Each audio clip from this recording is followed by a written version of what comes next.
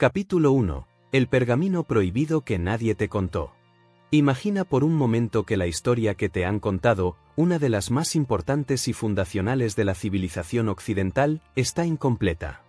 No porque alguien mintiera deliberadamente, sino porque, a lo largo de los siglos, ciertos capítulos fueron silenciados, ciertos documentos, ocultados.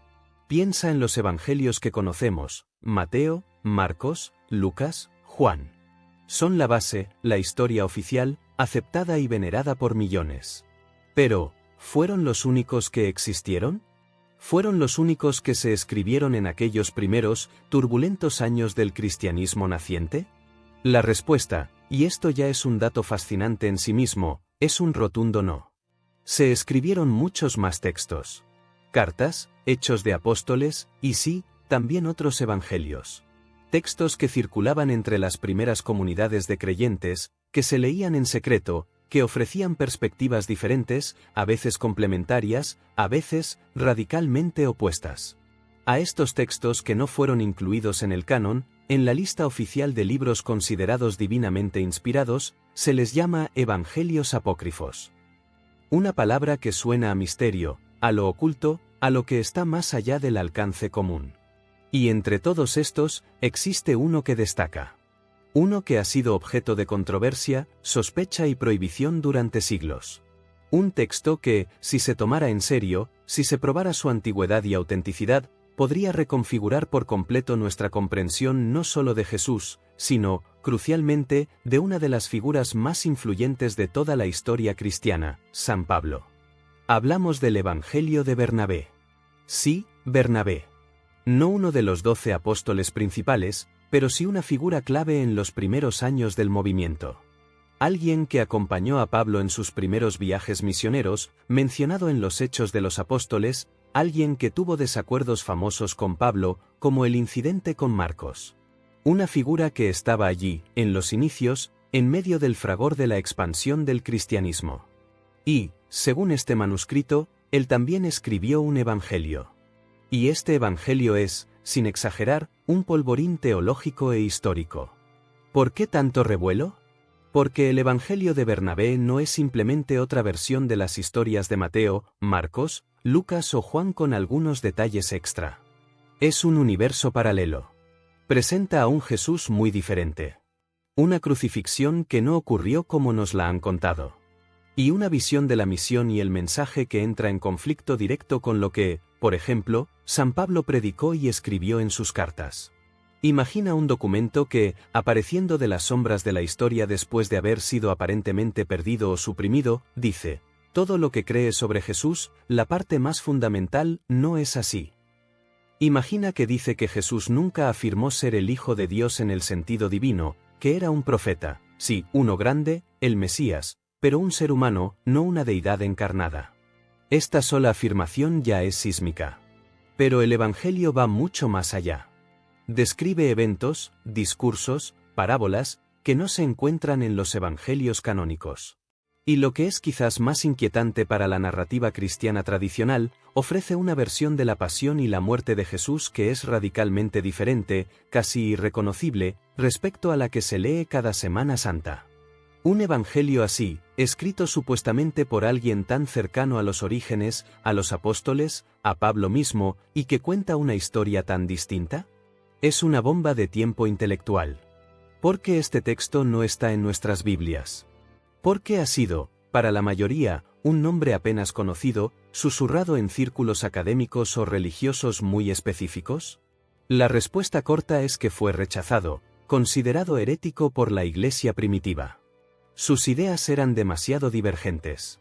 Desafiaba la divinidad de Cristo, que se convirtió en un pilar central de la fe cristiana.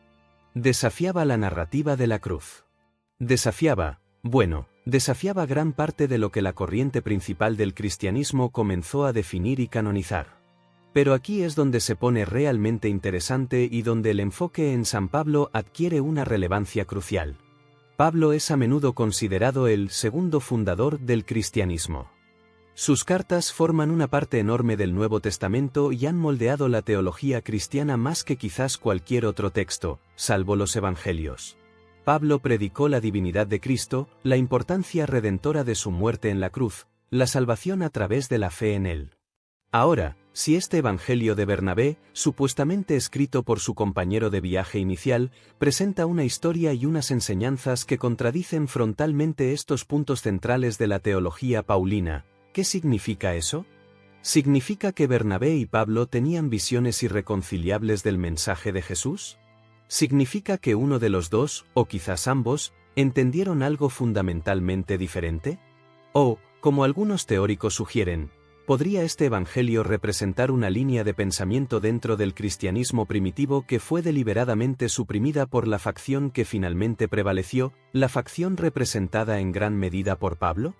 Este texto nos obliga a mirar no solo la historia de Jesús desde una perspectiva radicalmente diferente, sino también a reexaminar el papel de figuras clave como Pablo. Nos desafía a pensar si la historia que conocemos es la única posible, o si hay otras narrativas, otras interpretaciones de aquellos eventos fundacionales que fueron relegadas al olvido o al estigma de lo apócrifo. El Evangelio de Bernabé no es solo un curioso artefacto histórico, es una potencial mina de oro para entender las complejidades, los debates y las luchas de poder ideológicas que dieron forma a lo que hoy conocemos como cristianismo.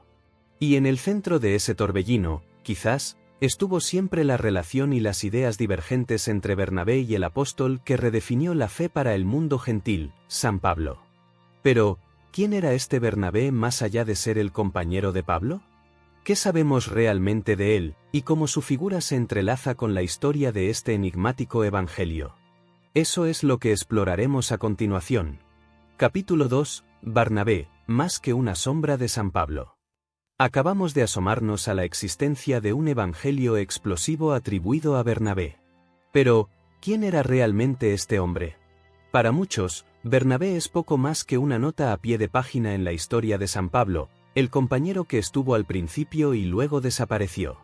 Pero reducir a Bernabé a una mera sombra de Pablo sería un error garrafal, un error que nos impediría comprender por qué un evangelio bajo su nombre tendría tanto peso, y por qué sus discrepancias con Pablo, tanto las conocidas como las hipotéticas, son tan significativas. Bernabé, cuyo nombre real era José, era un judío levita de Chipre. Ya este detalle es importante. Ser levita lo conectaba directamente con el templo, con la ley, con la tradición judía en su forma más pura. Sabemos por los Hechos de los Apóstoles que fue uno de los primeros y más entusiastas seguidores de Jesús en Jerusalén después de Pentecostés. De hecho, se nos cuenta que vendió una posesión, un campo, y puso el dinero a disposición de los apóstoles para ayudar a la comunidad. Esto nos habla de su devoción, su compromiso y su estatus. No era un seguidor marginal, era alguien con recursos, respeto y una fe profunda que se manifestaba en acciones concretas y sacrificiales. Pero su papel se vuelve crucial en un momento particularmente delicado. Tras su dramática conversión, Saulo de Tarso, el antiguo perseguidor, intenta unirse a los discípulos en Jerusalén. Pero ellos, comprensiblemente, desconfían. Lo ven con recelo, temiendo una trampa.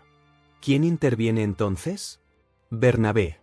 Es el quien toma a Saulo bajo su protección, lo presenta a los apóstoles y avala la autenticidad de su conversión. Sin Bernabé, es posible que Pablo, tal como lo conocemos, nunca hubiera logrado integrarse en el grupo de los primeros seguidores de Jesús en Jerusalén. Bernabé fue su padrino, su mentor inicial en el seno de la comunidad apostólica. Esto nos dice mucho sobre la confianza que los apóstoles tenían en Bernabé, y sobre la aguda percepción que él tuvo al reconocer el potencial en Saulo. Su liderazgo no se detuvo ahí. Cuando la palabra de Jesús se expandió a Antioquía, un centro clave con una mezcla de judíos y gentiles, la Iglesia de Jerusalén decidió enviar a alguien de confianza para supervisar y alentar a los nuevos creyentes allí. ¿A quién enviaron? A Bernabé. Él fue el primer enviado oficial de la Iglesia Madre a este centro emergente. Y al ver el crecimiento y la necesidad, Bernabé hizo algo más. Viajó a Tarso para buscar a Saulo, el hombre al que había apadrinado años atrás, y lo trajo de vuelta a Antioquía para que trabajaran juntos. Fue en Antioquía, bajo el liderazgo de Bernabé y con la colaboración de Saulo, donde a los discípulos se les llamó por primera vez cristianos.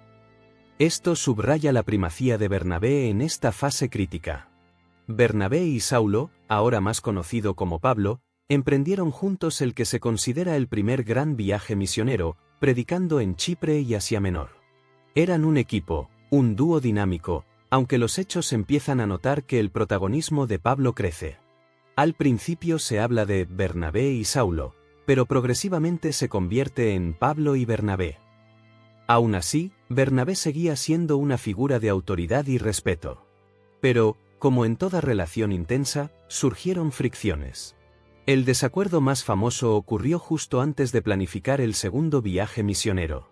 Querían llevar consigo a Juan Marcos, primo de Bernabé.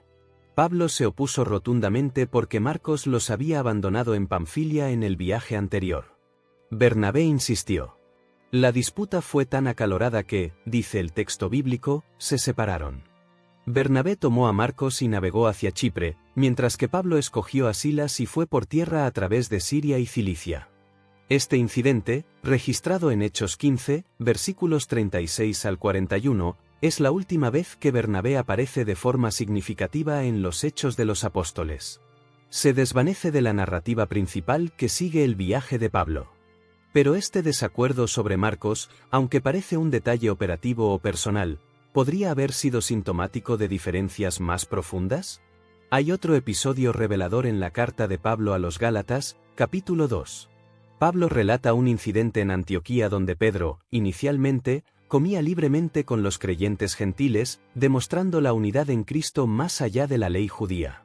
Sin embargo, cuando llegaron unos hombres enviados por Santiago, el hermano de Jesús, líder de la iglesia de Jerusalén, Pedro se retiró y dejó de comer con los gentiles por temor a la crítica de los circuncidados. Y aquí viene lo interesante. Pablo escribe que los otros judíos disimularon con él, de tal manera que aun Bernabé fue también arrastrado por la hipocresía de ellos. Pablo confronta a Pedro públicamente por esto. El hecho de que Pablo incluya a Bernabé en esta crítica, diciendo que también él se dejó llevar por esta hipocresía, sugiere que Bernabé, a pesar de su trabajo previo con gentiles junto a Pablo, pudo haber tenido reservas, o al menos ser sensible a la presión de la facción más apegada a las prácticas judías dentro del cristianismo. Estos episodios canónicos nos pintan un retrato de Bernabé como un líder importante, respetado, con sus propias opiniones y conexiones, especialmente con la Iglesia de Jerusalén y su líder Santiago, conocido por su adherencia a la ley, y capaz de disentir públicamente con Pablo, incluso hasta el punto de romper su asociación misionera. Era un judío devoto, un levita, alguien que estuvo presente en los primeros momentos, que conoció a los apóstoles originales, que confió en Pablo cuando nadie más lo hacía, pero que en algún punto tomó un camino diferente.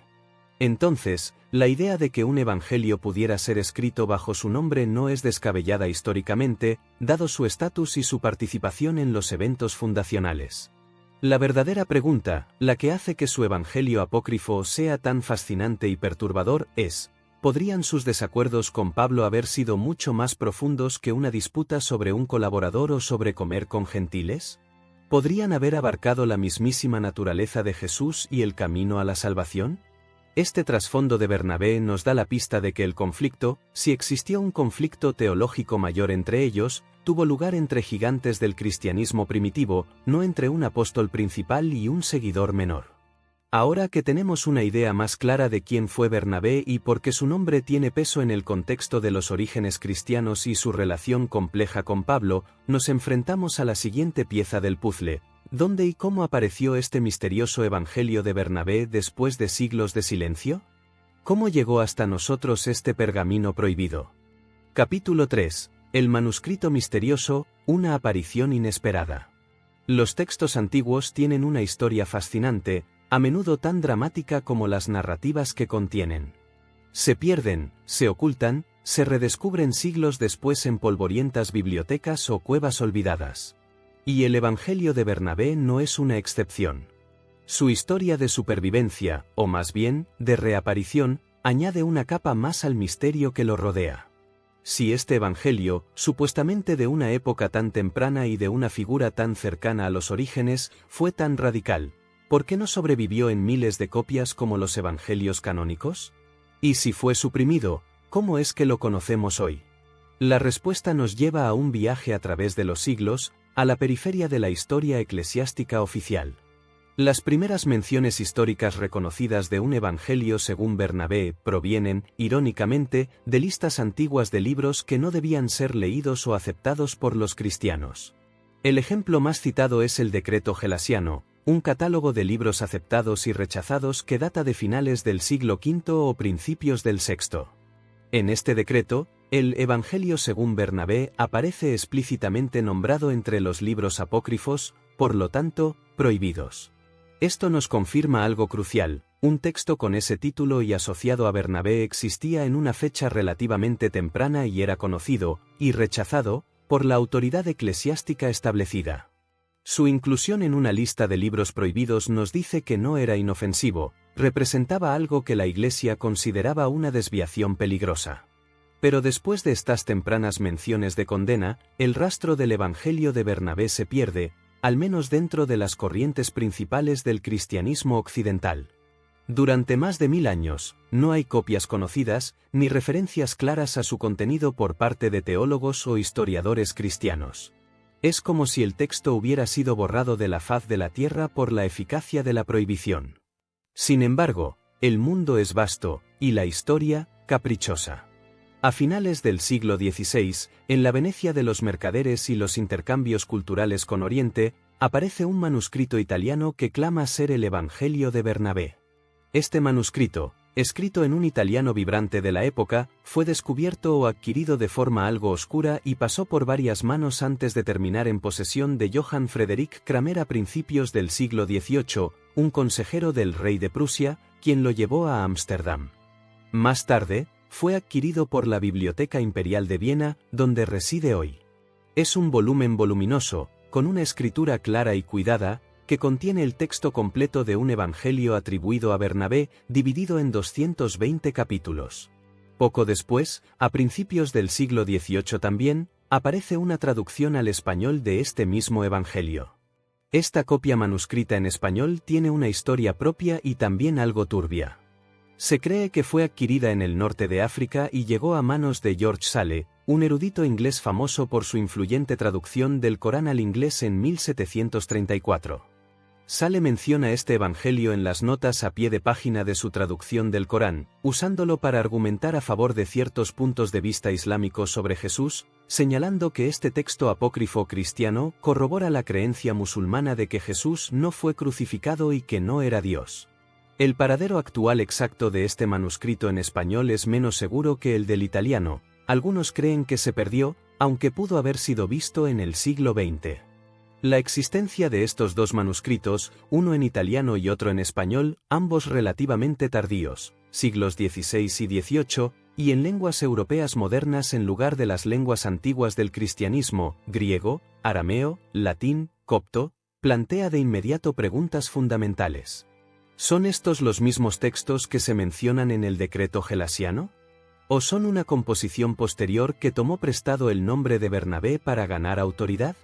El hecho de que aparecieran en contextos relacionados con el Mediterráneo y el mundo islámico sugiere una posible conexión con la apologética o la polémica religiosa entre cristianos y musulmanes de la época.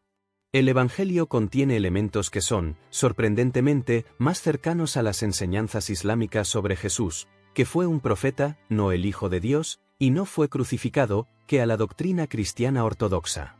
Esto ha llevado a muchos a creer que los manuscritos existentes son una falsificación tardía, quizás creada en un entorno hispano-musulmán o italiano-islámico para fines polémicos. Pero incluso si los manuscritos que poseemos hoy no son el texto exacto mencionado en el siglo VI, su sola existencia, su reaparición después de un milenio y su contenido radical nos obligan a considerarlos. Nos muestran que la figura de Bernabé siguió siendo relevante en ciertas tradiciones, y que la idea de un evangelio suyo, con una narrativa alternativa, persistió o resurgió. La historia de estos manuscritos es la historia de un texto que se negó a desaparecer por completo, que esperó en las sombras hasta encontrar el momento y el lugar para resurgir y desafiar de nuevo las narrativas establecidas. Ahora que hemos desenterrado la historia de cómo este pergamino prohibido reapareció ante nuestros ojos, es hora de abrirlo y mirar qué es lo que contiene exactamente. ¿Cuáles son las afirmaciones explosivas que lo hicieron ser condenado? ¿Cómo describe a Jesús, a los apóstoles, y los eventos más cruciales de la historia cristiana de una manera tan radicalmente diferente? Prepárate, porque el contenido es aún más sorprendente que la historia de su supervivencia. Capítulo 4. Jesús no es Dios, la afirmación que rompe todo. Hemos hablado de un pergamino prohibido, de la figura intrigante de Bernabé, y de la misteriosa reaparición de su supuesto evangelio. Ahora, es el momento de abrir ese manuscrito y confrontarnos con su contenido. Y la primera, la más impactante, la más sísmica de sus afirmaciones, ataca directamente el corazón de la teología cristiana tal como la conocemos. Este evangelio afirma, una y otra vez, sin ambigüedades, que Jesús no es Dios, ni el Hijo de Dios en un sentido divino. Para la mayoría de las personas familiarizadas con el cristianismo, la divinidad de Jesús es un pilar fundamental. La creencia de que Jesús es la encarnación de Dios, parte de una Trinidad divina, es central para entender quién fue, porque murió en la cruz, como sacrificio por los pecados de la humanidad, y porque merece adoración. Esta doctrina se desarrolló a lo largo de los primeros siglos del cristianismo y fue formalizada en concilios como el de Nicea en el año 325. Y las cartas de San Pablo, escritas décadas antes, ya contienen un lenguaje y una teología que apuntan firmemente hacia una comprensión elevada de la naturaleza de Jesús, refiriéndose a él como el Hijo de Dios, el Señor, una figura a través de la cual Dios actuó de manera definitiva para la salvación. Pero el Evangelio de Bernabé presenta un cuadro completamente diferente. Desde sus primeras páginas hasta el final, la figura de Jesús que emerge es la de un profeta humano. Un gran profeta, sí, dotado de la capacidad de hacer milagros por el poder de Dios, poseedor de gran sabiduría y autoridad moral, el Mesías prometido al pueblo de Israel. Pero un hombre, nacido de mujer, sujeto a las limitaciones humanas, y un siervo obediente de Dios. En este Evangelio, leemos diálogos donde el propio Jesús rechaza con vehemencia cualquier sugerencia de que Él es divino. Hay pasajes donde la gente intenta adorarle o llamarle Dios, y Él los reprende severamente, recordándoles que solo Dios, el único y verdadero Dios, merece adoración. Él insiste en que Él es solo un hombre, un profeta, cuya misión es enseñar el camino de Dios y preparar el camino para otro que vendrá después de Él, un mensajero de Dios aún más grande. Imagina la sorpresa, incluso el shock, para un lector acostumbrado a los evangelios canónicos, donde Jesús habla de su unidad con el Padre, recibe adoración, y se presenta con una autoridad que se entiende como divina. En Bernabé, Jesús nunca dice yo y el Padre somos uno en el sentido teológico de unidad de sustancia. Su unidad con Dios es la unidad de voluntad, de obediencia perfecta a la voluntad divina, la misma unidad a la que todos los creyentes deberían aspirar. Esta negación explícita de la divinidad de Jesús es la razón principal por la que este evangelio fue considerado herético y suprimido por la Iglesia primitiva. Socava por completo la base de su cristología, por extensión, gran parte de su teología sobre la salvación, la expiación y la naturaleza misma de Dios. Si Jesús no es Dios encarnado, su muerte no puede ser un sacrificio divino redentor en el sentido ortodoxo. Su papel se convierte más en el de un guía, un maestro, un profeta ejemplar cuyo sufrimiento, si ocurrió como se cuenta aquí, un gran sí, como veremos, sirve a otro propósito. El Jesús de Bernabé es un predicador apasionado de la unidad de Dios, un firme opositor de la idolatría en todas sus formas, incluida, implícitamente, cualquier forma de dar atributos divinos a una criatura, y un maestro de la moralidad y la sumisión a la voluntad de Dios. Sus enseñanzas se centran mucho en la ley, en la necesidad de la circuncisión, algo que Pablo combatió enérgicamente en sus cartas, y en prepararse para un futuro profeta o mensajero. Esta perspectiva no solo choca con la ortodoxia cristiana posterior, sino que, y aquí volvemos a nuestro hilo conductor, crea una tensión inmensa con el San Pablo de las epístolas canónicas. El Pablo que proclamó a Cristo como el Señor resucitado, a través de quien viene la salvación por gracia mediante la fe, un Pablo cuya teología se construye fundamentalmente sobre la creencia en la naturaleza divina y el sacrificio expiatorio de Jesús. ¿Cómo es posible que el compañero de viaje de Pablo, alguien que compartió misiones con él, que conoció a los mismos discípulos, presentara una visión de Jesús tan radicalmente diferente? ¿Creía Bernabé realmente esto mientras viajaba con Pablo? ¿O es que este evangelio representa una tradición diferente que surgió quizás en oposición a la teología paulina, usando el nombre de Bernabé por su autoridad y su conocida, aunque canónicamente minimizada, separación de Pablo? La afirmación Jesús no es Dios en este evangelio es un desafío directo, no solo a 2000 años de doctrina cristiana, sino también a la figura de San Pablo como uno de sus arquitectos clave. Nos obliga a considerar la posibilidad de que, en los primeros años, no hubiera una única visión cristiana de Jesús, sino múltiples interpretaciones, y que la visión que finalmente prevaleció, en gran parte gracias a la influencia de Pablo, fue solo una de ellas. Este evangelio apócrifo nos abre la puerta a imaginar qué habría pasado si otra interpretación, quizás más cercana a la que supuestamente defendió Bernabé aquí, hubiera sido la que se canonizara. Pero la negación de la divinidad es solo el principio de las sorpresas que aguarda el evangelio de Bernabé. Si su naturaleza es diferente, ¿qué hay del evento central de la fe cristiana, la crucifixión? Aquí, el evangelio apócrifo nos presenta una historia que es aún más audaz, para muchos, desconcertante. Una historia que afirma que el hombre clavado en la cruz no fue Jesús. Capítulo 5. El engaño en la cruz. ¿Fue realmente Jesús? Si la afirmación de que Jesús no era divino sacude los cimientos de la fe cristiana tradicional, la descripción de su pasión y muerte en el Evangelio de Bernabé no es menos revolucionaria. Para miles de millones de cristianos a lo largo de la historia, la imagen de Jesús sufriendo y muriendo en la cruz es el símbolo central de su fe, el acto supremo de sacrificio que redimió a la humanidad de sus pecados. Pero el Evangelio de Bernabé te pide que borres esa imagen de tu mente. Porque, según este texto, el hombre que fue clavado en la cruz no fue Jesús.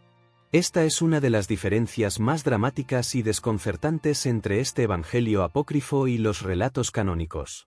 La narrativa comienza de forma similar: Jesús es buscado por las autoridades, sus discípulos tienen miedo.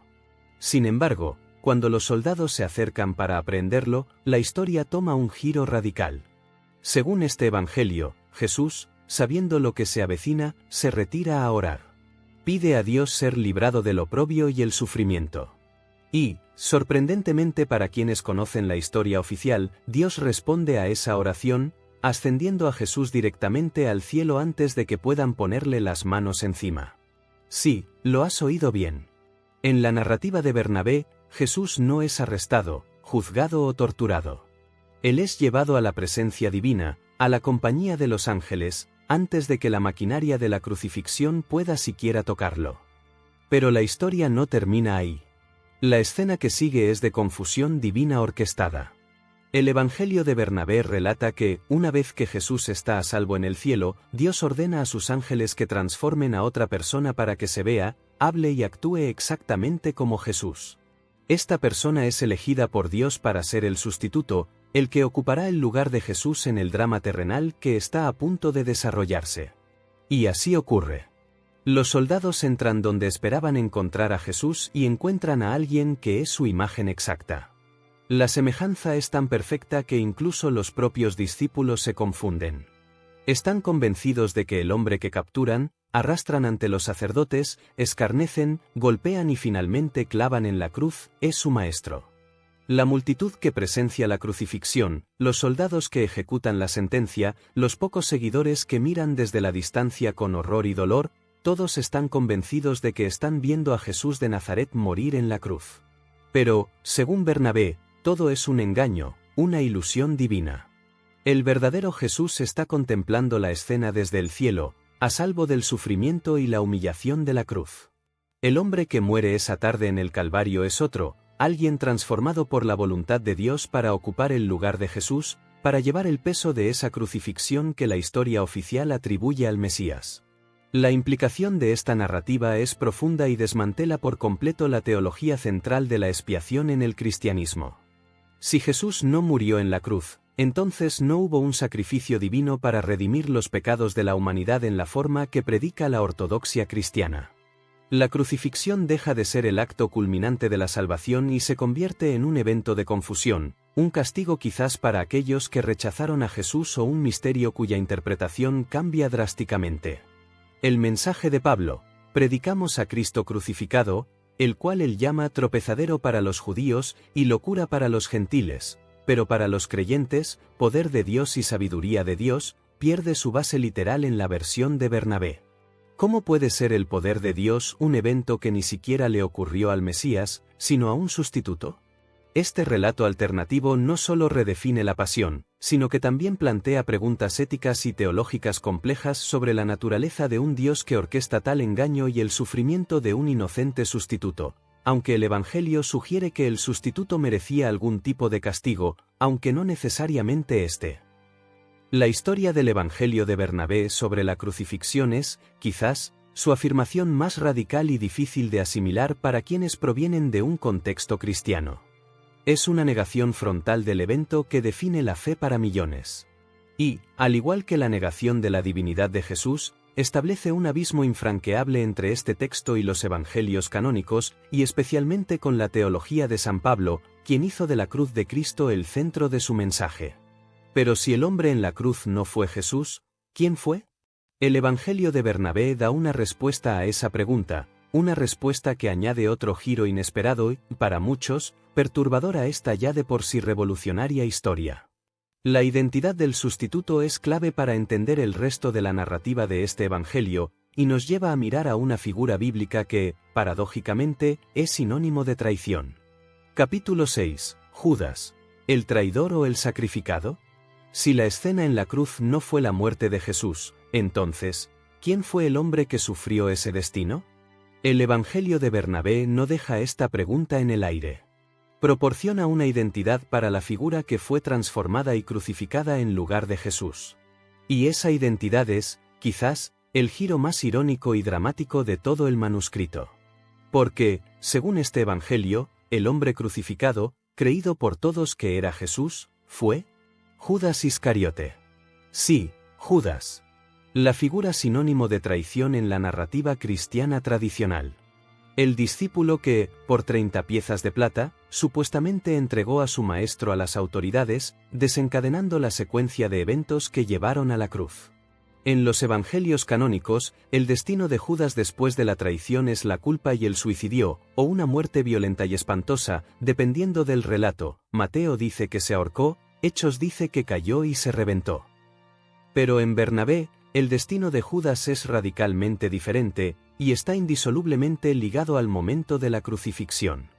Según el Evangelio de Bernabé, en el instante preciso en que Jesús es ascendido al cielo por intervención divina, Dios ordena la transformación de Judas Iscariote.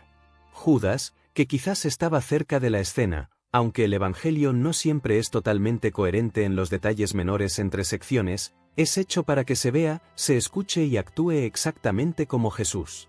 Es una transformación divina tan perfecta que nadie puede distinguirlos. Así, cuando los soldados y la multitud llegan para arrestar a Jesús, se encuentran con Judas, pero lo ven como Jesús. Lo agarran, lo someten a los juicios, las burlas, los golpes, el camino al Calvario y la crucifixión. El texto describe a Judas en la cruz, clamando desesperadamente que él no es Jesús, que es Judas y que está siendo injustamente castigado. Pero sus lamentos son inútiles, todos lo ven como Jesús. Incluso la madre de Jesús, María, y los discípulos que miran desde la distancia, están convencidos de que es su amado Maestro quien está sufriendo. Esta narrativa invierte por completo el papel de Judas. Ya no es el traidor que causa la crucifixión de Jesús, es la víctima de una crucifixión orquestada por Dios, en la que es confundido con Jesús. Si bien su carácter en el Evangelio de Bernabé no es completamente positivo, a veces se le describe como codicioso o digno de castigo, su muerte no es resultado de su traición que lleva a Jesús a la cruz, sino de una intervención divina que lo coloca en lugar de Jesús en la cruz. Las implicaciones de este giro argumental son fascinantes y problemáticas. ¿Significa esto que la muerte de Judas en la cruz, aunque fuera un error de identidad por parte de los hombres, fue un castigo divino por sus pecados o su intención de traicionar? Algunos pasajes en Bernabé sugieren algo así, que Judas recibió una forma de justicia divina. O, visto de otra manera, convierte esto a Judas, involuntariamente, en una figura sacrificial, aunque no en el sentido redentor de la teología cristiana. Lo que queda claro es que la figura de Judas, el arquetipo del traidor, se redefine por completo. Su final no es el suicidio por remordimiento, sino la muerte en la cruz, ocupando el lugar que la historia oficial asigna a Jesús. Esta reconfiguración no solo es un golpe directo a la narrativa de la pasión tal como se cuenta en los evangelios canónicos, sino que también subraya el profundo contraste con la teología de San Pablo. Para Pablo, la muerte de Jesús en la cruz es el sacrificio único y voluntario del Hijo de Dios por la redención de la humanidad. Es el evento central de su evangelio. Pero si esa muerte fue en realidad la de Judas, aunque disfrazado, entonces todo el edificio teológico de Pablo sobre la expiación, la resurrección y la salvación a través de la cruz se desmorona. Este relato de la sustitución de Judas es tan ajeno a la tradición cristiana que subraya una vez más cuán radicalmente diferente es la visión del Evangelio de Bernabé. No es solo una cuestión de matices o detalles, es una historia completamente distinta de los eventos cruciales. Nos obliga a preguntarnos, de nuevo, cómo un texto supuestamente de un compañero de Pablo podría presentar una versión de los hechos tan opuesta. Hemos visto cómo Bernabé presenta a un Jesús humano y una crucifixión con un sustituto, Judas. Pero las sorpresas de este evangelio no terminan ahí. Hay otro elemento en su contenido que ha causado una inmensa controversia y ha sido una de las principales razones por las que muchos lo consideran una falsificación posterior, un elemento que introduce en la narrativa de un evangelio supuestamente del siglo I una figura que aparecería en la historia muchos siglos después. Este evangelio menciona a Mahoma. Capítulo 7. Mahoma nombrado en un evangelio cristiano. Hemos desvelado ya algunas de las afirmaciones más asombrosas del Evangelio de Bernabé: un Jesús que es solo un profeta, no divino, una crucifixión donde otro hombre, Judas, toma su lugar. Estas ideas son un desafío mayúsculo a la ortodoxia cristiana, pero, para ser justos, se podría argumentar que quizás representan una corriente teológica muy temprana y posteriormente suprimida. Sin embargo, hay otro elemento en este Evangelio, un detalle específico, que para la gran mayoría de los estudiosos y teólogos, sella su destino como una composición muy posterior a los eventos que describe. Es la mención, explícita y por su nombre, de un profeta que vivió 600 años después de Jesús, Mahoma. Imagina estar leyendo un texto que supuestamente fue escrito en el siglo I, por un contemporáneo de los apóstoles, y de repente te encuentras con una profecía detallada no de un evento futuro genérico, sino de una persona específica que nacería siglos después, identificada por su nombre. Esto es exactamente lo que ocurre en el Evangelio de Bernabé. A lo largo del manuscrito italiano, el más completo que poseemos, hay varios pasajes donde el Jesús de Bernabé no solo predice la venida de un gran mensajero de Dios o el Mesías en un sentido futuro, distinto de sí mismo, sino que en capítulos clave, este futuro profeta es inequívocamente llamado Mahoma. El Evangelio describe a este futuro mensajero como aquel que traerá la verdadera religión, que establecerá la justicia divina, que será una bendición para las naciones, y cuya venida es la culminación de las promesas de Dios. Jesús, en este Evangelio, se ve a sí mismo como un precursor de este Mahoma. Por ejemplo, en el capítulo 44, se habla de la venida del mensajero de Dios, que será llamado Mahoma. En el capítulo 55, se le describe como la esperanza de todas las naciones. El capítulo 163 lo presenta como aquel que traerá la verdad y vendrá el juicio de Dios sobre el mundo. Y el capítulo 220, el último del Evangelio, cierra con una visión del paraíso y la confirmación de la misión de Mahoma. Para cualquier historiador o crítico textual, esto es un anacronismo mayúsculo, un error temporal imposible. Si el Evangelio fue escrito en el siglo I, ¿cómo podría conocer el nombre y predecir la misión de alguien que nació en el siglo VII? Es, para decirlo claramente, como si encontráramos un evangelio que predijera la invención de Internet por Tim Berners-Lee en el siglo XX. Simplemente no encaja en el marco histórico. Por eso, la mención de Mahoma es la prueba más contundente para la gran mayoría de los estudiosos de que los manuscritos que tenemos no pueden ser un evangelio del siglo I escrito por el Bernabé bíblico. Esto no descarta automáticamente que el texto pueda contener algunos elementos o tradiciones orales que podrían tener raíces más antiguas, pero en su forma actual, con la mención explícita de Mahoma, es casi universalmente aceptado como una obra compuesta después del surgimiento del Islam. La presencia de Mahoma en este evangelio apunta fuertemente a que fue escrito en un contexto donde el Islam ya existía y era una fuerza significativa. De hecho, muchos de los elementos teológicos del Evangelio de Bernabé, la negación de la divinidad de Jesús, la insistencia en un monoteísmo estricto, la unidad de Dios, la no crucifixión de Jesús, el papel de Jesús como profeta precursor son muy consistentes con la teología islámica.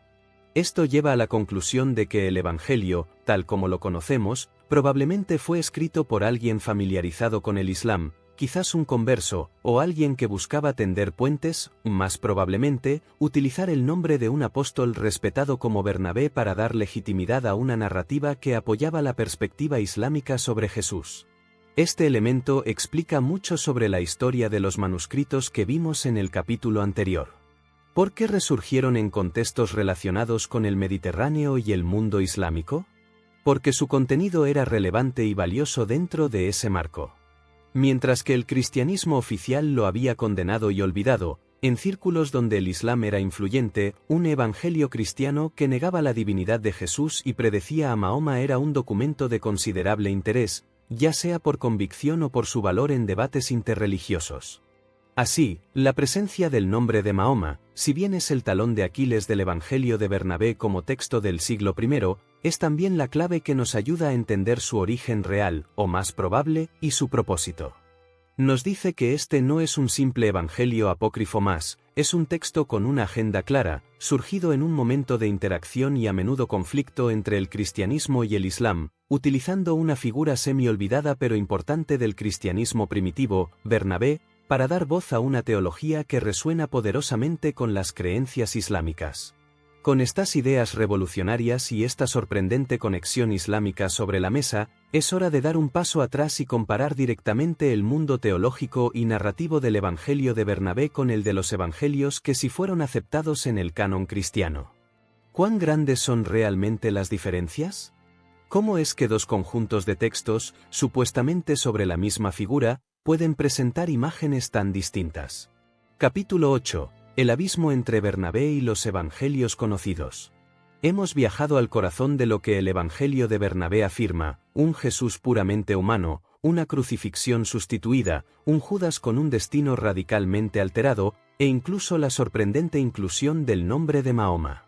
Ahora, pongamos este Evangelio cara a cara con los textos que sí conocemos íntimamente, los pilares de la fe cristiana, los Evangelios de Mateo, Marcos, Lucas y Juan.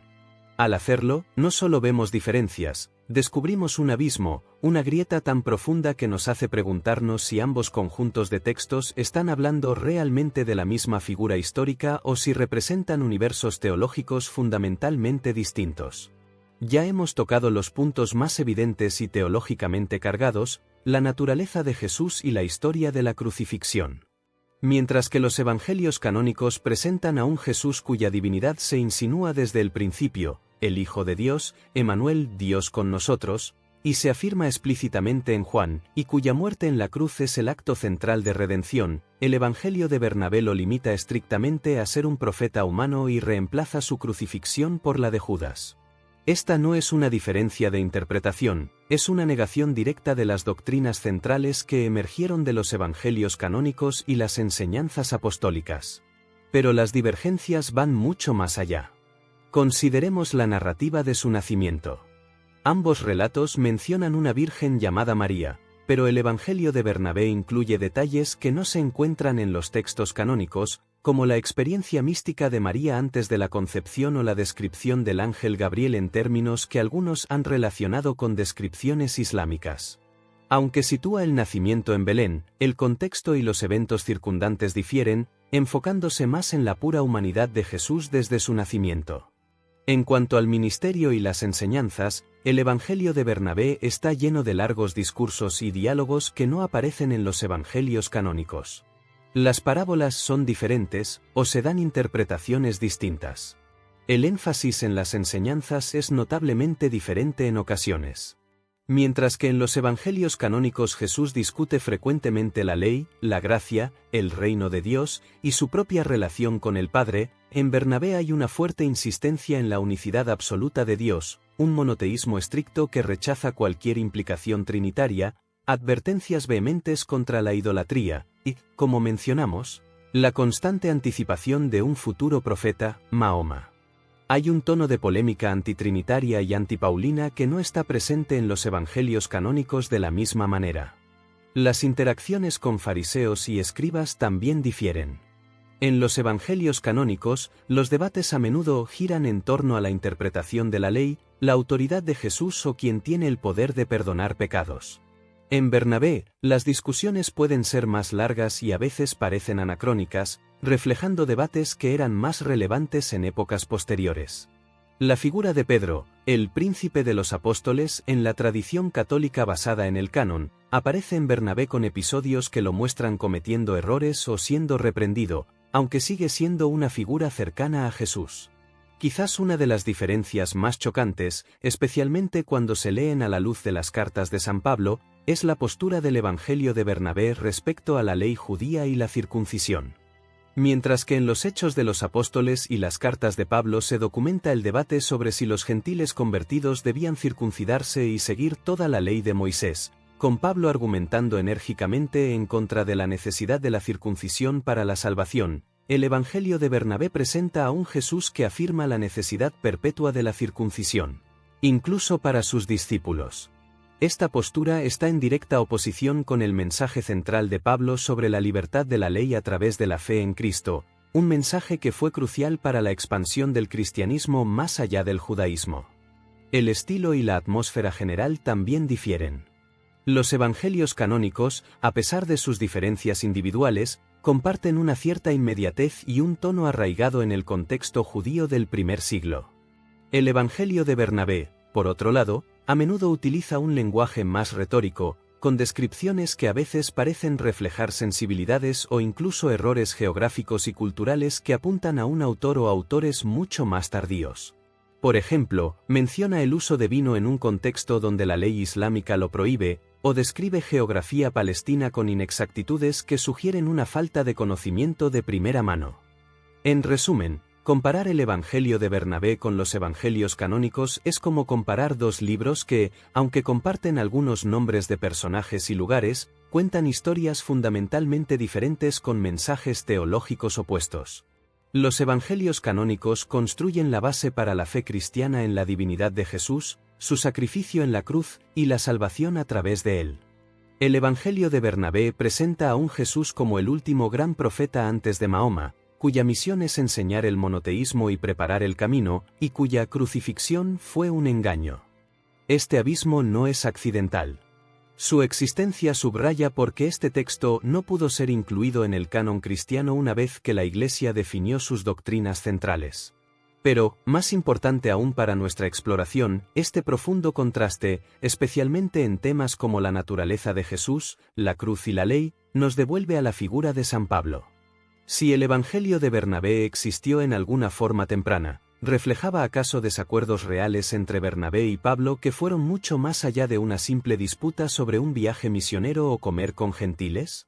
¿Podría este texto ser o estar basado en una tradición que representaba una visión del cristianismo primitivo que estaba en conflicto directo con la que Pablo defendía y que finalmente se convirtió en la corriente principal? Esta pregunta nos lleva a analizar no solo los textos, sino la dinámica entre estos dos hombres clave en los albores del cristianismo.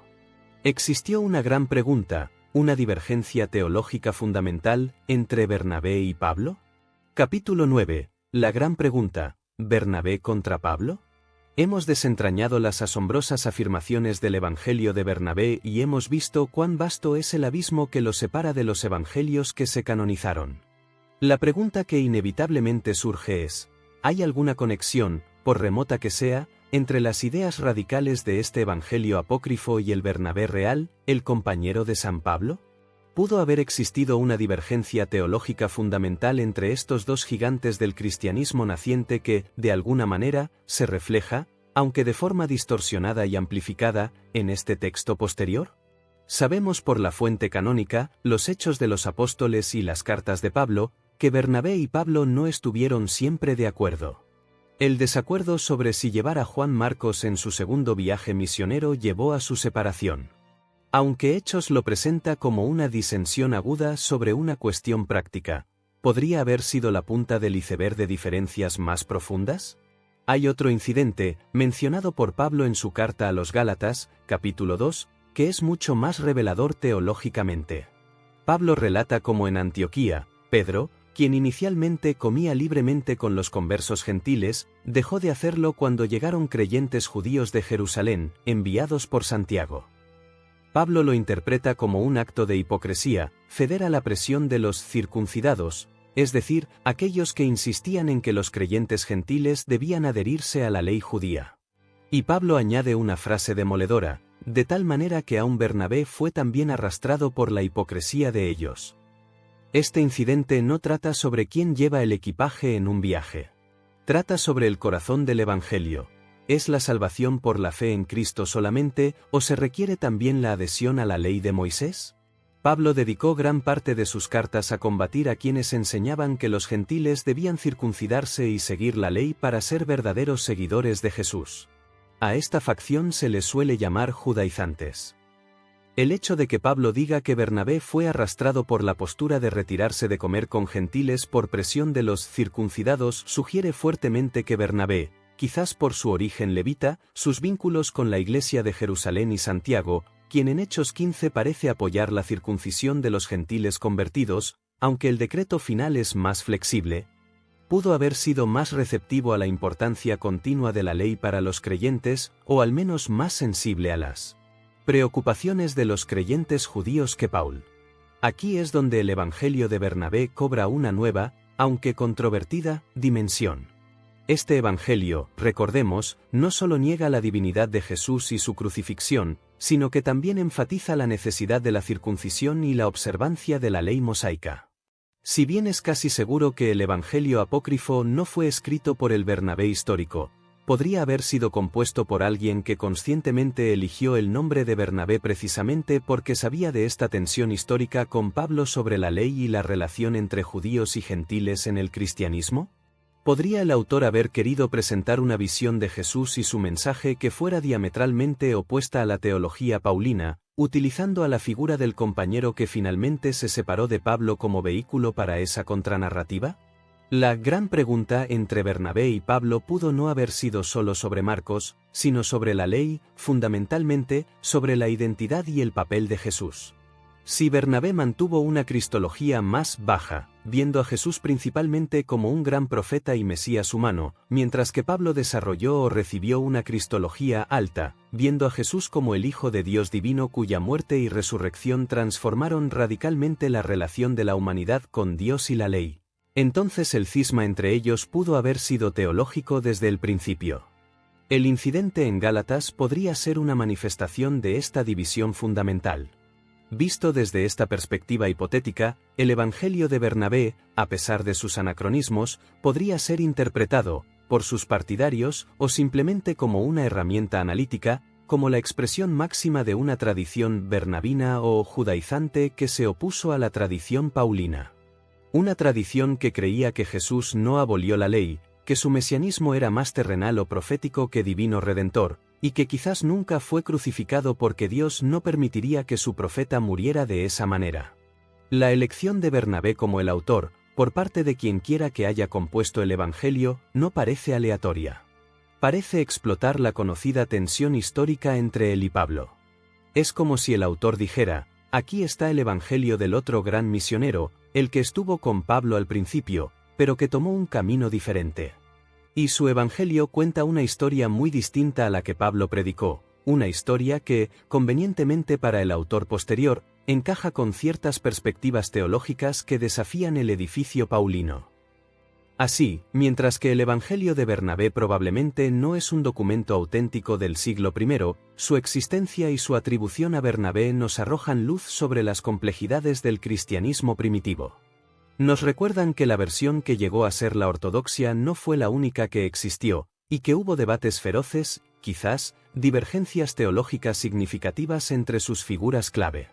La figura de Bernabé, a la sombra de Pablo en el canon, emerge en este evangelio apócrifo como la supuesta fuente de una narrativa que no solo es diferente, sino que parece deliberadamente construida para ser una antítesis del mensaje paulino. Ahora que hemos explorado la posibilidad de una gran pregunta entre Bernabé y Pablo, y hemos visto el abismo que separa sus supuestos evangelios, es hora de hacer algo contraintuitivo, releer a San Pablo mismo.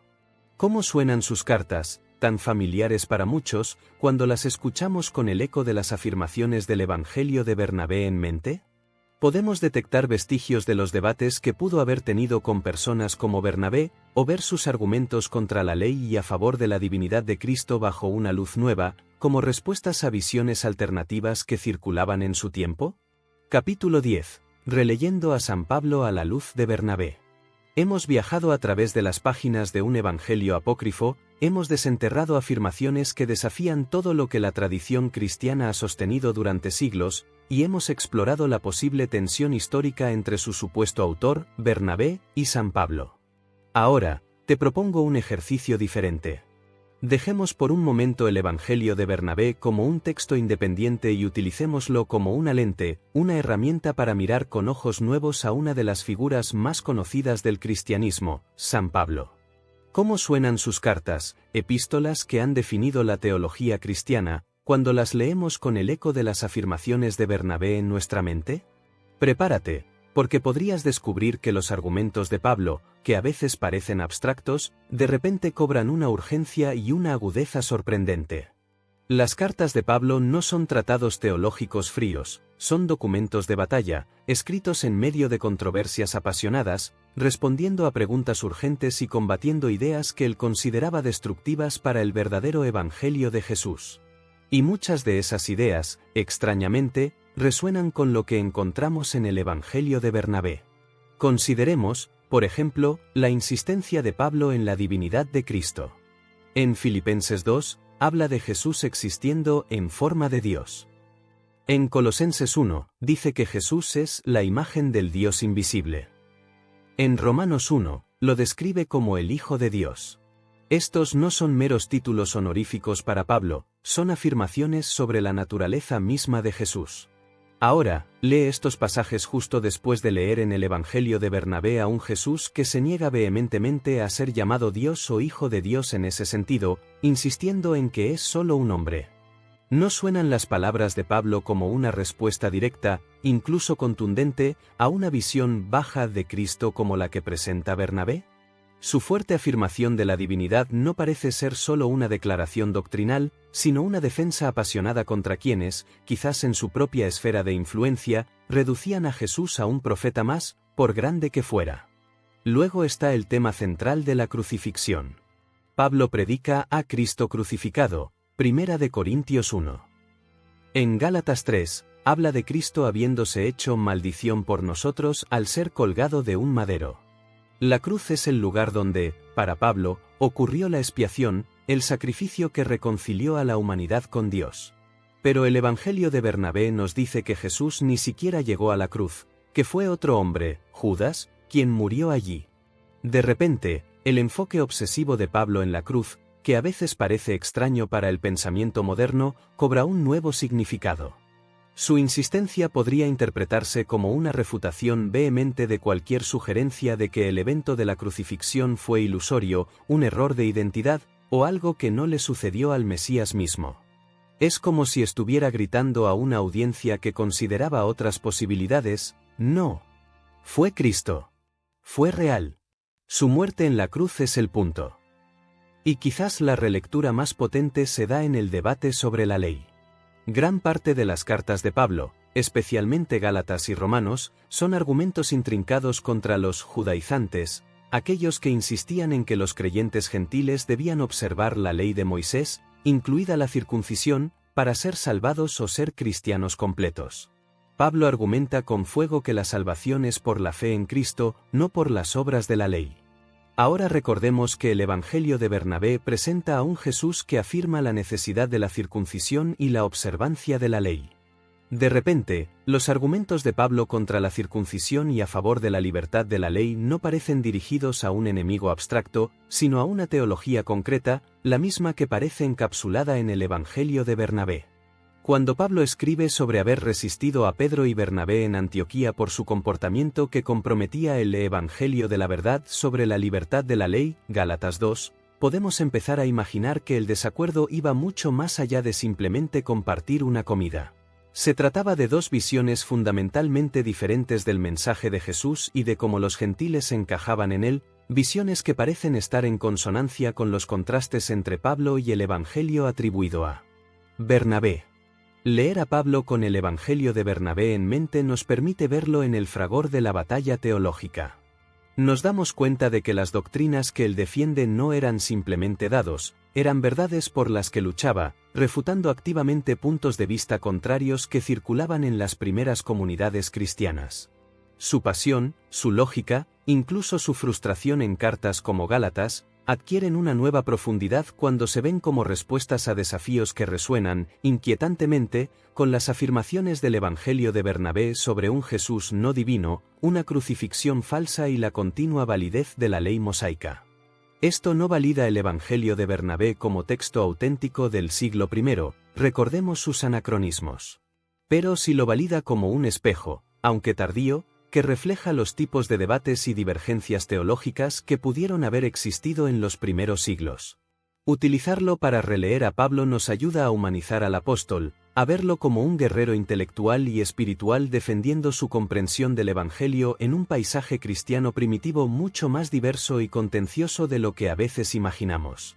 Transforma nuestra perspectiva de Pablo de un simple transmisor de doctrina a un actor clave en la forja de esa doctrina a través de la lucha. Hemos usado este Evangelio apócrifo para desafiar nuestra visión de Pablo. Pero, ¿qué nos dice todo esto sobre el Evangelio de Bernabé mismo? Si no es del siglo I, ¿cuál es su verdadero origen? ¿Quién lo escribió? ¿Cuándo y con qué propósito real, más allá de llevar el nombre de Bernabé? Para completar nuestro viaje, debemos volver al misterio de su creación. Capítulo 11. ¿Dónde nació realmente este Evangelio apócrifo?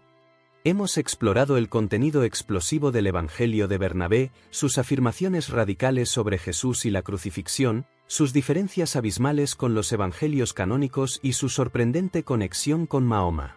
Hemos utilizado este texto para ganar una nueva perspectiva sobre San Pablo. Pero, a pesar de su atribución a un compañero de los apóstoles, la evidencia interna y externa nos grita que los manuscritos que poseemos no pueden ser un documento del siglo I. Si no fue escrito por el Bernabé bíblico, en la Palestina del primer siglo, entonces, ¿dónde y cuándo nació realmente este enigmático evangelio? Los indicios que hemos desenterrado a lo largo de nuestro viaje apuntan fuertemente hacia una respuesta muy diferente a su supuesto origen. Recordemos las pruebas clave. Primero y principal, la mención explícita de Mahoma, capítulo 7. Esto es un anacronismo insalvable para una obra del siglo I. Mahoma vivió en el siglo VII. Un texto que lo nombra y describe su misión profética no pudo haber sido escrito 600 años antes de su nacimiento. Este es, para la gran mayoría de los académicos, la prueba definitiva de que el Evangelio, en su forma actual, es una composición posterior. Segundo, la teología del Evangelio, capítulos 4, 5, 7, 8. La presentación de Jesús como un profeta humano y no divino, la negación de la crucifixión, la firme insistencia en la unicidad absoluta de Dios y la predicción de Mahoma resuenan poderosamente con la teología islámica. La necesidad de la circuncisión también se alinea con la práctica islámica. Esto sugiere fuertemente una influencia islámica en la composición del texto. Tercero, los manuscritos existentes, capítulo 3. Son copias de los siglos XVI y XVIII, escritas en italiano y español, no en las lenguas antiguas del cristianismo primitivo.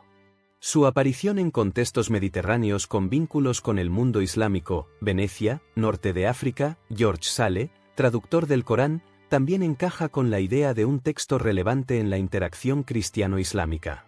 Cuarto, las inconsistencias y anacronismos históricos, geográficos y culturales menores que a menudo se citan, aunque no entramos en extremo detalle sobre todos ellos. Menciones de prácticas feudales, sistemas de monedas que no existían en el siglo I, errores sobre la geografía de Palestina o costumbres judías que sugieren que el autor no era un testigo presencial del primer siglo. Estos detalles dispersos refuerzan la idea de un autor escribiendo desde un tiempo y lugar mucho más distantes de los eventos descritos. Considerando toda esta evidencia, la hipótesis dominante entre los estudiosos es que el Evangelio de Bernabé, tal como lo conocemos, fue compuesto en la Edad Media tardía o principios de la Edad Moderna, probablemente entre los siglos XIV y XVI. ¿Y dónde pudo haber nacido un texto así? Los candidatos más probables son regiones donde las culturas cristiana y musulmana interactuaban de forma significativa. El sur de España, después de la Reconquista, con una población de moriscos, musulmanes convertidos forzosamente al cristianismo, que mantenían su identidad islámica en secreto, es una posibilidad. También el sur de Italia o Sicilia, o la República de Venecia, con sus extensos contactos comerciales y culturales con el Imperio Otomano, son ubicaciones plausibles. Un contexto de intercambio cultural, debate religioso e incluso polémica parece ser el caldo de cultivo ideal para un evangelio que mezcla elementos cristianos y islámicos de esta manera. ¿Y quién lo escribió? Es difícil saberlo con certeza, pero es probable que fuera alguien con un conocimiento considerable tanto del cristianismo, incluyendo los evangelios canónicos, quizás, algunos textos apócrifos o polémicas cristianas, como del Islam y el Corán. Podría haber sido un cristiano que se convirtió al Islam, un musulmán interesado en presentar su fe de una manera que resonara con una audiencia cristiana, o la desafiara desde dentro, o quizás alguien con una agenda sincrética o polémica específica. La elección del nombre de Bernabé para atribuir el Evangelio fue, muy probablemente, una decisión estratégica. Bernabé era una figura respetada pero no tan central como Pedro o Pablo, lo que la hacía un candidato disponible. Y, crucialmente, su conocida separación de Pablo, capítulo 9, lo convertía en el portavoz ideal para una teología que se oponía directamente a la de Pablo.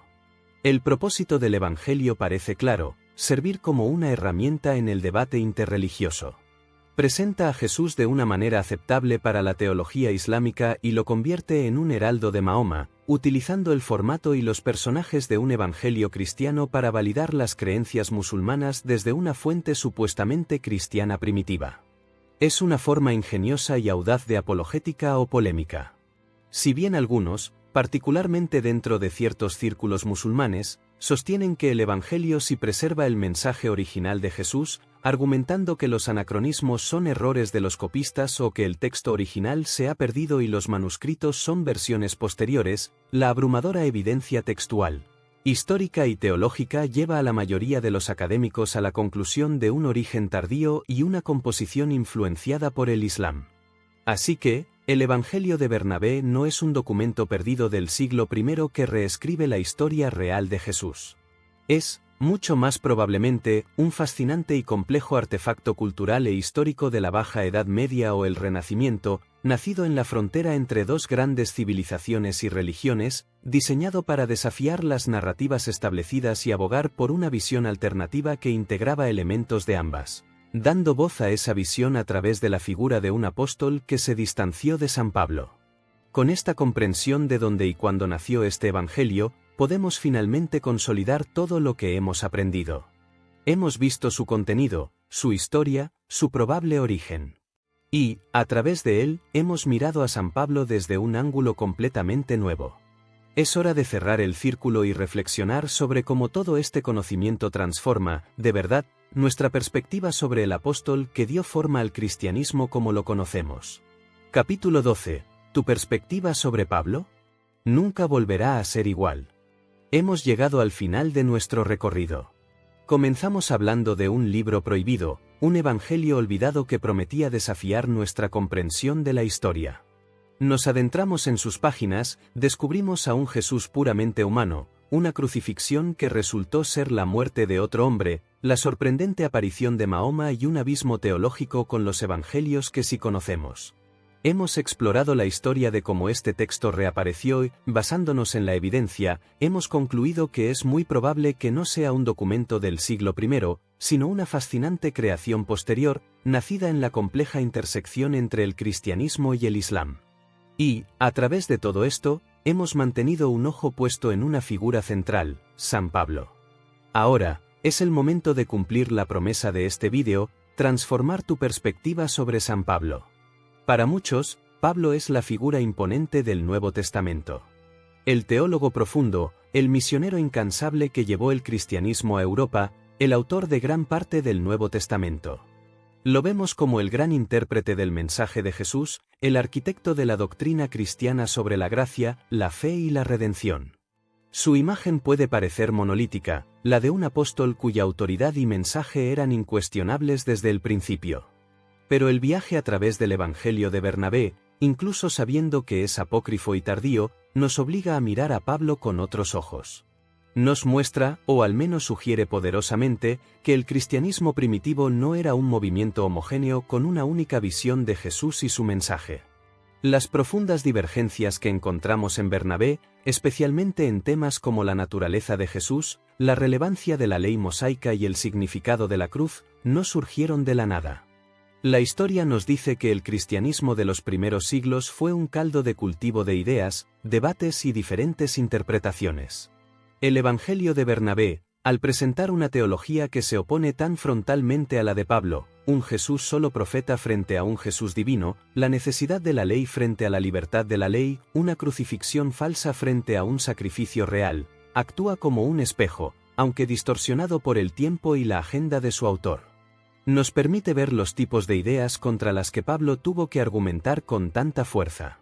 Cuando Pablo escribe en Gálatas, visiblemente frustrado, sobre aquellos que pervierten el Evangelio de Cristo, o cuando dedica capítulos enteros de Romanos a explicar la relación entre la fe y la ley, no está debatiendo en abstracto. Está respondiendo a personas reales, con creencias reales, que entendían el mensaje de Jesús de manera diferente a él. Y, como vimos, una de esas personas con la que tuvo desacuerdos significativos fue Bernabé. Tu perspectiva sobre Pablo cambia cuando lo ves no solo como un maestro que expone la verdad, sino como un luchador que defiende apasionadamente su comprensión de esa verdad en un entorno donde otras interpretaciones competían por el dominio. Sus cartas dejan de ser solo textos doctrinales y se convierten en documentos históricos forjados en el crisol de esos debates tempranos. Entiendes mejor porque su lenguaje es a veces tan fuerte, tan polémico. Estaba en una batalla por el futuro del cristianismo, y su visión, la que enfatizaba la divinidad de Cristo y la salvación por gracia a través de la fe en su muerte y resurrección, fue la que finalmente prevaleció y dio forma a la ortodoxia. El Evangelio de Bernabé, a pesar de no ser canónico, nos recuerda que la historia del cristianismo es una historia de selección, definición y exclusión. Los textos que llegaron a formar nuestra Biblia fueron elegidos precisamente porque armonizaban y representaban la línea de pensamiento que se consideró apostólica y ortodoxa. Textos como Bernabé fueron rechazados porque contradecían esas doctrinas centrales.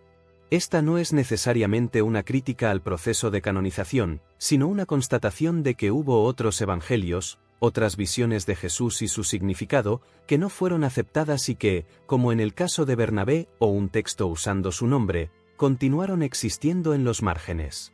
Tu perspectiva sobre Pablo nunca volverá a ser exactamente la misma porque ahora lo ves no en un vacío, sino en relación con la diversidad y el conflicto de su propio tiempo. Entiendes que las doctrinas que él articuló se solidificaron en respuesta a desafíos, algunos de los cuales, en sus líneas generales, si no en sus detalles anacrónicos, podrían parecerse a las ideas que encontramos en el Evangelio de Bernabé. Ves al apóstol como un participante crucial en un diálogo continuo, un diálogo que definió que se consideraría cristiano en los siglos venideros. Este viaje nos enseña el poder de los textos apócrifos no como fuentes históricas fiables sobre Jesús o los apóstoles, sino como ventanas a la historia de las ideas religiosas, a los debates que existieron, a las teologías que no triunfaron y a cómo las diferentes religiones se entendieron y se polemizaron entre sí a lo largo del tiempo. Y al usarlos como contraste, como contrapunto, podemos volver a los textos canónicos, a las cartas de Pablo, y leerlos con una nueva profundidad, apreciando las batallas que se libraron para definir la fe. Así que la próxima vez que leas una epístola paulina, con el eco de las afirmaciones de Bernabé en tu mente, quizás escuches una conversación, un debate, una defensa apasionada que antes te pasaba desapercibida. Habrás ganado una perspectiva más rica, más compleja, y en última instancia, más fascinante sobre el hombre que, para bien o para mal, fue fundamental en la configuración del cristianismo tal como lo conocemos. Habrás visto a San Pablo con ojos completamente nuevos.